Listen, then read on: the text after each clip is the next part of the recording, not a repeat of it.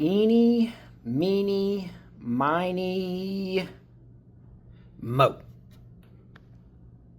The 6.5-inch Hexicone Pro from Down4Sound at $120 a pair. Will these 150-watt RMS speakers bite? Snakes bite? Or will they be good? Let's take a look.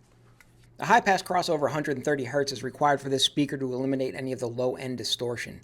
It plays pretty well up to about 2000 Hz, and the frequency response is fairly flat.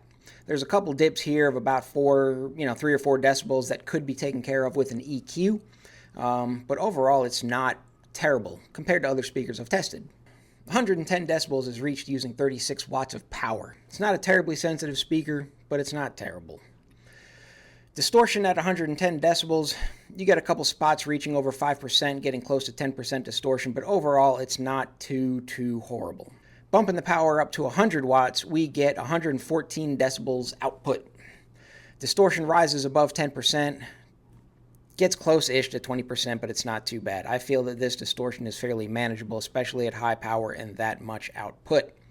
At 150 watts, distortion starts getting closer up to 20%. Now it's audible, but only in a couple frequencies, so it's not too terrible. This one right here, this peak in the distortion is from the null we find at the 600 and 700 or so hertz. So final thoughts on the Down4Sound Hexicone 6.5 Pro.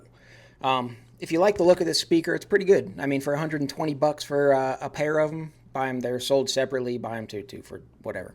$120 for the pair, 150 watts RMS. They do pretty good. Frequency response is fairly flat, with a good playable range from 130 up to 2000 hertz. So you'll definitely need to pair these with a tweeter. But I say overall, it is not a terrible speaker. Peace.